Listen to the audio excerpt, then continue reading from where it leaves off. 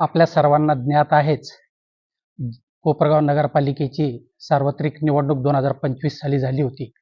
त्यामध्ये एससी प्रवर्गातून जितेंद्र चंद्रकांत रणशूर यांनी अर्ज भरला होता आणि त्यामध्ये ते नगरसेवक पदावर निवडून आले होते आणि त्यानंतर ते आता उपनगराध्यक्षही झालेले आहे.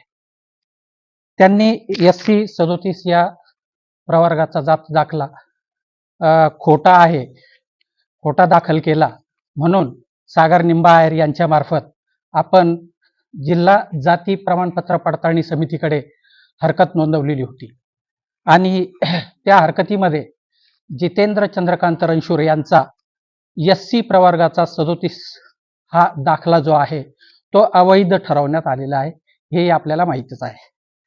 त्यानंतर आपण हा जातीचा दाखला अवैध ठरवला गेल्याने माननीय जिल्हाधिकारी अहिल्यानगर यांच्याकडे जितेंद्र चंद्रकांत रणशूर यांना नगरसेवक पदासाठी अपात्र घोषित करण्यात यावे म्हणून आपण जिल्हाधिकारी यांच्याकडे अर्ज दाखल केलेला होता आणि त्याचा निकाल माननीय जिल्हाधिकारी यांनी पारित करून जितेंद्र चंद्रकांत रणशूर यांचं नगरसेवक पद जे आहे ते त्यांच्या निकालान्वये अपात्र घोषित केलेले आहे आणि जितेंद्र चंद्रकांत रणशूर नगरसेवक यांचे जात प्रमाणपत्र अवैध ठरल्याने समितीने आदेश केल्याच्या तारखेपासून 6 वर्षाच्या कालावधीसाठी ते निवडणूक लढवण्यास अपात्र आहे असेही घोषित करण्यात आलेले आहे. नाही, आता ह्या आदेशाच्या विरुद्ध त्यांना हायकोर्ट आहे, ते हायकोर्टातही गेलेले आहेत.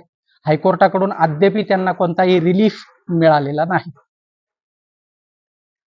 किती दिवस आहे हायकोर्टात जायची किंवा काय मग तोपर्यंत ते राहू शकतील ना? नाही, त्यांनी हायकोर्टामध्ये दाखल केलेला आहे.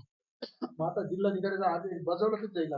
आता याच्यामध्ये प्रोसेस अशी आहे की ह्या माननीय जिल्हाधिकारी अहिल्यानगर यांनी अपात्र घोषित केलेला आहे, त्यामुळे हा निकाल जो आहे तो राज्य शासनाकडे गव्हर्नमेंट गॅझेट प्रसिद्धीसाठी जाईल. राज्य शासनाने गव्हर्नमेंट गॅझेट हे अपात्रतेचं घोषित केल्यानंतर मग पुढची कार्यवाही होईल. नाही, विषयच नाही, अपात्र घोषित केले, आता ते कोणत्याही प्रकारे कार्यरत नाही. नगरपालिकेलाही आदेश गेलेत, राज्य शासनालाही आदेश गेलेत. आता ती जागा गव्हर्नमेंट ऑलरेडी आता ते अपात्र घोषित झाल्यामुळे आता ते महाराष्ट्र नगरपालिका नगर परिषद अधिनियमाप्रमाणे आता ते कोणतेही कार्य करू शकत नाही. अपात्र घोषित झालेले आहे, ते आता कोणत्याही प्रकारचं कार्य करू शकत नाही.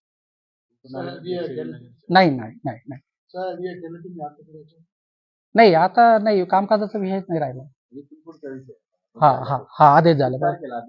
हा आज झाला आदेश 13 जो जिल्हा जाती प्रमाणपत्र पडताळणी समितीने जातीचा दाखला अवैध ठरवलेला आहे त्या आदेशाच्या विरुद्ध जितेंद्र चंद्रकांत रणशूर यांनी हायकोर्टात रिट याचिका दाखल केलेली आहे.